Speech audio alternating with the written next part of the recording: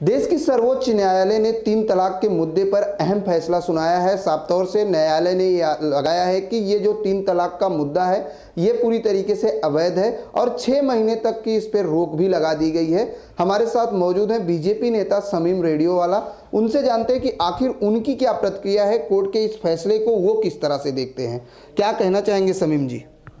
देखिए, हमारे हिंदुस्तान की सबसे बड़ी अदालत ने फैसला दिया है तो वाजिब है कि हमको देश के संविधान को ध्यान में रखते हुए इस फैसले के ऊपर अमल करना चाहिए। मैं ख़ास तौर पे हमारे जो all India Muslim personal law board है उनसे रिक्वेस्ट करूँगा कि इस मसले का हल निकालें, क्योंकि शायद आपको पता होगा कि मुस्लिम्स ऐसी 22 कंट्री है जहाँ पर ये ऑलरेडी बैंड है ट्रिपल तलाक का, जो पहले हो चुका है। लेकिन खैर हमारे हिंदुस्तान में ये चलता आया है और मैं हर पॉलिटिकल पार्टी के लीडरों से भी ये रिक्वेस्ट करना चाहता हूँ कि बजाय इसको मुद्दा बनाने के इसका हल निकाला जाए, इसके ऊपर एक नई सोच लाई जाए। ये महिलाओं के लिए है और मैं जानता हूँ कि जिनके घरों में ये होता है या जिनके साथ में ये होता है, जिन महिलाओं के साथ में ये हुआ है, तो उनको कितने प्रॉब्लम फेस करने पड़ते हैं। हम लोगों को तो क्या है कि हम सुन लेते हैं, मौलाना लोग हमारे जो है वो इसके ऊपर बहस के लिए बैठ जाते हैं, मीडिया चैनल्स पे सब जगह पे बात कर लेते हैं, लेकिन जो हकीकत में जिसके ऊपर इस चीज़ की गुजरती है, जो ये हालातों से गुजरे हैं, जो रिट पिटीशन जो लेडीज़ ने डाले थे और उनके साथ में कुछ 7-8 लेडीज़ ने और भी इसके साथ में रिट पिटीशन डाले थे, आप अगर देखोगे तो आज उनकी लाइफ ऑलमोस्ट ख़त्म हो चुकी है, क्योंकि शादी होकर तलाक होकर भी उन लोगों को 15-20 साल हो गए हैं। आज वो बेचारे कहीं के नहीं है, कोई किसी के घर में बर्तन मांज रहा है तो कोई कहीं नौकरी करके अपना गुजारा कर रहा है। तो इसमें जो कानून का जो फैसला है, हमको कानून के फैसले का समर्थन करना चाहिए। हमें सबको एक होकर इसके ऊपर हल निकालना चाहिए और ऐसा हल निकाला जाए जो कि मुस्लिम महिलाओं के हित में हो, उनके फ़ायदे के लिए हो। और जहाँ तक कि मेरी सोच है, मैंने देखा हूँ कि ऐसे आपको कई ऐसे लोग हैं जो नशा करते हैं या ये करते हैं, कभी गुस्से में रात में झगड़ा होते जाता है तो वो गुस्से में बोल देते हैं 3 तलाक और उसके बाद में सुबह में वो नॉर्मल हो जाते हैं। लेकिन हमारे जो उलमा लोग हैं, उन लोगों का मानना है कि भाई ये ट्रिपल तलाक जो है, आपने अगर एक साथ 3 तलाक बोल दिया तो वो तलाक हो गई। मैं शरीयत के मसले में नहीं जाना चाहता हूँ, क्योंकि शरीयत का मसला पूरा अलग है। मैं कोई मुफ्ती मौलाना नहीं हूँ जो इस शरीयत के मसले पे कुछ कहूँगा, लेकिन हाँ मैं ये ज़रूर कहूँगा कि इसका कोई ना कोई हल निकालना जाए। ख़ास करके हमारे नबी सल्लल्लाहु अलैहि वसल्लम ने जो हमारे जिनको हम फॉलो करते हैं, जो हमारे हुजूर है, जो अल्लाह के प्यारे नबी है, उस टाइम का जो दौर था, उस टाइम के दौर को देखते हुए जो हम सुन्नत फॉलो करते हैं, अगर सुन्नत में जो भी बैठता है हमको उसका फॉलो करना चाहिए। और मैं ख़ास करके हर अपोजिशन पार्टी से रिक्वेस्ट करूँगा कि इस मुद्दे को ज़रा भी हवा ना दे, इसको उलझाने के बजाय इसको सुलझाने की कोशिश करे। मैं हमारे मौलानाओं से, मुफ्तियों से रिक्वेस्ट करना चाहता हूँ कि इसको उलझाने के वजह से सुलझाया जाए और ये जल्द से जल्द इस मसले का मुस्लिम पर्सनल लॉ बोर्ड एक नया कानून निकाले, ताकि ये हमारे संविधान, हमारे इस देश की अदालत ने जो फैसला दिया है उसके ऊपर भी हम अमल कर ले और हमारे साथ साथ हमारे मुस्लिम पर्सनल लॉ बोर्ड और हमारे मुस्लिम कानून पे भी इसको अमल किया जाए। शमीम जी, एक सवाल यह है कि कोर्ट ने आदेश दिया है कि 6 महीने के अंदर केंद्र सरकार सदन में इस पर कोई कानून बनाए। क्या लगता है किस तरह का कानून होना चाहिए? देखिए, केंद्र सरकार तो ऑलरेडी इस पे काम कर रही है। हमारे माननीय नरेंद्र मोदी जी प्रधानमंत्री है, वो इसके ऊपर काम कर रहे हैं। और जहाँ तक के कानून बनाने की बात है, तो जो भी महिलाओं के हित में जो कानून बनेगा, महिला और शरीयत को देखते हुए केंद्र सरकार इस पे कानून बनाएगी, मुझे पूरा यकीन है। क्योंकि हमारे देश के प्रधानमंत्री ने हमेशा कहा है कि सबका साथ सबका विकास, और जहाँ पर सबका साथ होगा तभी कानून पास होगा। सिर्फ यही है कि जो पार्लियामेंट में जो हमारे अपोजिशन बैठे हुए हैं उनसे ये रिक्वेस्ट रहेंगी हमारी कि इस कानून को बनाने के लिए जो 6 महीने का सुप्रीम कोर्ट ने टाइम दिया है, उस टाइम के अंदर ही सहमति करके एक होकर इसके ऊपर कानून बनाया जाए। बिल्कुल इसके ऊपर कानून बनाया जाए, सर्वसहमति से कानून बनाया जाए। अगर हम महाराष्ट्र की बात करें, क्योंकि ऑलरेडी हम अल्पसंख्यक की बात करें, तो ऐसे में महाराष्ट्र सरकार, क्योंकि आप अल्पसंख्यक के लिए काफ़ी जोर शोर से आगे आ रहे हैं, ऐसे में महाराष्ट्र सरकार अल्पसंख्यकों के लिए किस तरह की योजना ला रही है? अल्पसंख्यकों के लिए ऑलरेडी योजनाएं तो बहुत सी चालू है, जिस तरह से आपको पता होगा। और जितनी भी योजनाएं आई है आज तक के, किसी जाति और धर्म को देख के वो योजना नहीं दी गई है। आज स्कॉलरशिप दी जा रही है बच्चों को, यहाँ पर जो शौचालय का जो काम किया जा रहा है गाँवों में, गाँव के अंदर, शहरों में, तो ये जितने भी काम हो रहे हैं ये कोई एक कम्युनिटी को लेकर नहीं हो रहे, ये पूरे महाराष्ट्र के और पूरे देश को लेकर काम हो रहे हैं। तो आप अगर ये कहोगे कि अल्पसंख्यक को लेके, माइनॉरिटीज़ को लेके, तो ऐसा नहीं है कि जो भी काम सरकार कर रही है वो किसी एक जाति धर्म के लिए कर रही है। हर काम जो हो रहे हैं वो सभी धर्म के लिए हो रहे हैं। माइनॉरिटीज़ के लिए स्कॉलरशिप दी गई है, मौलाना आज़ाद जो फंड जो है, जो लोन जो दिया जाता है क्वालिफिकेशन के लिए, बिजनेस के लिए, छोटे से छोटा लोन से लेकर बड़ा लोन तक दिया जाता है, जहाँ पर बच्चों को अगर क्वालिफिकेशन के लिए आउट ऑफ इंडिया जाना है या पढ़ना है ज़्यादा, उसके लिए 5 लाख तक की लोन की सुविधा है। तो ये जो भी लोन्स वगैरह होते हैं ये सब ऑलरेडी ये मुस्लिम्स लोग के लिए पहले से दिया जा रहा है। और इसके अंदर हमारी सरकार आने के बाद, भारतीय जनता पार्टी आने के बाद, इसके ऊपर काफ़ी हद तक के फास्ट काम हुआ है। जो पहले मैं समझता हूँ 30 या 40% हुआ करता था कांग्रेस की सरकार में, आज वो 70-80% हो गया। इसका मतलब ये डबल हो गया है। सिर्फ ये है कि लोगों की सोच बदलना है, लोगों के दिमाग में जो एक फतूर जो जमा है भारतीय जनता पार्टी के खिलाफ, और ख़ासकर मुसलमानों में और माइनॉरिटीज़ में जो ये है कि ये हमारे दुश्मन हैं, तो ऐसा नहीं है। कोई किसी का दुश्मन नहीं है। ये देश में सब एक साथ रहते हैं। यहाँ ईद भी बनती है, दिवाली भी बनती है, और ये सबसे अच्छी बात है हमारे, खास करके महाराष्ट्र में अगर आप देखोगे तो हम हर त्यौहार में एक दूसरे के त्यौहार में शरीक होते हैं। समीम जी, एक सवाल ये बनता है, आपने कहा कि बीजेपी जो भी योजना ला रही है वो किसी समुदाय के नाम पर नहीं ला रही है, सबके लिए काम कर रही है। लेकिन अगर हम बात करें तो पिछले दिन जिस तरह से महाराष्ट्र सरकार के अधिवेशन में मुस्लिम आरक्षण की डिमांड को लेकर, चाहे वो समाजवादी पार्टी के नेता अबू आसिम आजमी हो, चाहे वो कांग्रेस के विधायक नसीम खान हो, या एमआईएम के विधायक वारिस पठान साहब हो, तीनों लोगों ने जमकर हंगामा किया था कि मुस्लिम को भी आरक्षण मिलना चाहिए। क्या लगता है कि सरकार आरक्षण देने के मूड में नहीं है जिस तरीके से उन लोगों ने हंगामा किया था?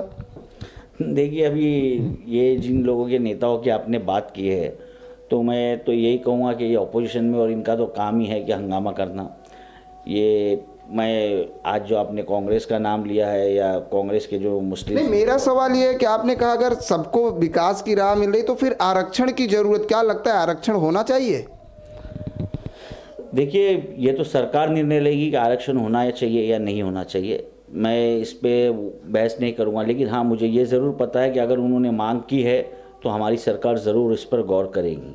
लेकिन मैं ये पूछना चाहता हूँ इन नेताओं से कि पिछले 15 साल जब इनकी सरकार थी तब ये लोगों ने आरक्षण क्यों नहीं लाया? तब इन्होंने आरक्षण की मांग उस सदन में क्यों नहीं रखी? तब तो सीएम भी इनके थे, प्राइम मिनिस्टर भी इनके थे, पूरा वन साइड कांग्रेस की सरकार थी यहाँ पर स्टेट में और सेंट्रल में, तब ये आरक्षण क्यों नहीं आया?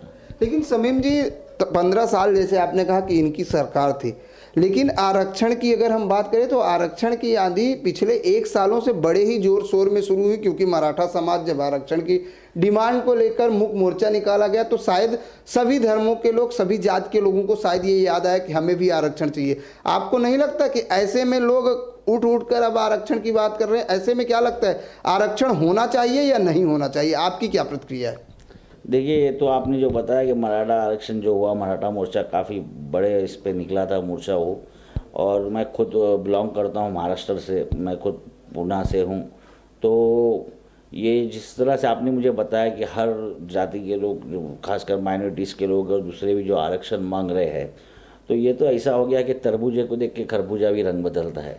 तो ये इस तरह की बात है कि अब वो लोग मांग रहे हैं तो हम भी मांगे, और अगर आरक्षण, सबको आरक्षण दिया जाएगा तो फिर जनरल में बचेगा क्या? मुझे ये बताइए आप। और मैं ये नहीं कह रहा हूँ कि आरक्षण नहीं देना चाहिए, लेकिन जो पॉपुलेशन है उनके जो रेट्स है देख के आप लोग, रेटिंग जो देखते हैं आप लोग कि किस हद तक के, खासकर महाराष्ट्र के अंदर मुसलमान कितने परसेंटेज जो है गरीबी की रेखा के अंदर है और दूसरे भी समाज के जो लोग हैं वो कौन कितनी गरीबी की रेखा में, ये देखते हुए आरक्षण दिया जाता है। किसी के मांगने से आरक्षण नहीं दिया जाता है। किसी के मांगने से आरक्षण नहीं दिया जाता। आज जिस तरीके से अगर हम बात करें तो सत्ता में आपकी सहयोगी पार्टी शिवसेना है, और ऐसे में मीरा भाईंदर का जिस तरीके से रिजल्ट आया है, अब कहीं ना कहीं शिवसेना जो है लगातार आरोप और प्रत्यारोप का दौर शुरू हो चुका है। क्या कहना चाहेंगे? तो शिवसेना तो मैं बस समझता हूँ जब से सरकार बनी है तब से आरोप प्रत्यारोप कर ही रहे हैं, और इस पे मैं कुछ नहीं कहूँगा, इस पे वोटर्स कह रहे हैं। और ये वोटर्स उन्हें इनको मुंबई महानगर पालिका में भी बताया, इसके बाद में आज ये मीरा भाईंदर के अंदर भी बताया, और आगे भी कई इलेक्शंस है, जैसे गुजरात में विधानसभा के इलेक्शंस हैं, तो उसमें भी जनता इनको बताएगी कि हम क्या कर रहे हैं, विकास का काम कर रहे हैं या नहीं कर रहे हैं। ये जितने भी आरोप प्रत्यारोप लग रहे हैं, अगर इनको आरोप ही लगाना है तो ये ऑपोजिशन में बैठ के भी लगा सकते हैं। बिल्कुल, अगर हम बात करें तो जैसे आपने कहा जनता और वोटर बता रहे हैं, ऐसे में अगर बात करें तो बृहन मुंबई महानगर पालिका का चुनाव आपने भी लड़ा था। क्या लगता है कि आपके वार्ड में कितना विकास हो रहा है, क्योंकि आप पूर्व कैंडिडेट भी रह चुके हैं इस वार्ड से? देखिए, इसके ऊपर तो मैं आपको ये बताऊंगा कि जो सलमा अलमेलकर यहाँ की जो कांग्रेस की कैंडिडेट जो जीती है, वो शायद आपको पता ना होगा, लेकिन मैं तो इलेक्शन हारने के बाद भी यहाँ पर ऑफिस डालकर बैठा हूँ। आपने देखा लोग आ रहे हैं, मुलाकात कर रहे हैं, लोगों की समस्या लेके आ रहे हैं, पानी का हो, गटर का हो, जो भी इनकी समस्या है हम बैठ के यहाँ पर हल कर रहे हैं। लेकिन सलमा अलमेलकर जो कि यहाँ की कैंडिडेट रह चुकी है, जीत चुकी है यहाँ से कॉरपोरेशन इलेक्शन, उन्होंने आज तक कि यहाँ पर ऑफिस नहीं डाला। और मुझे अभी बीच में पता चला था कि वो काफ़ी बीमार है, बिकॉज शी इज़ सम 65 और 70 एज उनकी है, तो वो ऑलरेडी इतनी बीमार रहती है कि वो बाहर निकलती नहीं है। तो जीतने के बाद तो ठीक है, जीत तो हो गई है, लेकिन वो जीत कर भी हार गए और हम हार कर भी जीत गए, क्योंकि हमको जनता का यहाँ पर सपोर्ट मिल रहा है। बिल्कुल, अगर जैसे आपने कहा, बड़ा अच्छा सवाल कि आप हारने के बाद भी यहाँ पर जो है मौजूद हैं, बैठे हैं, लोगों की समस्या सुन रहे हैं, लेकिन आखिर वजह क्या मानते हैं कि चुनाव में जनता का सपोर्ट पूरी तरीके से आपको नहीं मिल पाया? देखिए, मेरी वजह ये थी कि मुझे तो ये ओबीसी वार्ड था, और मुझे जब पार्टी ने आदेश दिया, माननीय आशीष शेलार जी ने जो बॉम्बे के अध्यक्ष है, उन्होंने जब मुझे कहा कि तुमको मलाड विधानसभा से इलेक्शन लड़ना है, तो उस टाइम पे मैं तो यहाँ पर जो था मेरी तैयारी नहीं थी। लेकिन जब मैं यहाँ पर इलेक्शन लड़ा, जब मैं यहाँ पर आया, लोगों का प्यार समर्थन मिला मुझे, और एज ए न्यू आने के बाद भी जो मुझे लोगों के सपोर्ट और प्यार मिला, उससे मुझे ऐसा लगा कि नहीं, मुझे यहाँ पर वाकई में काम करना चाहिए।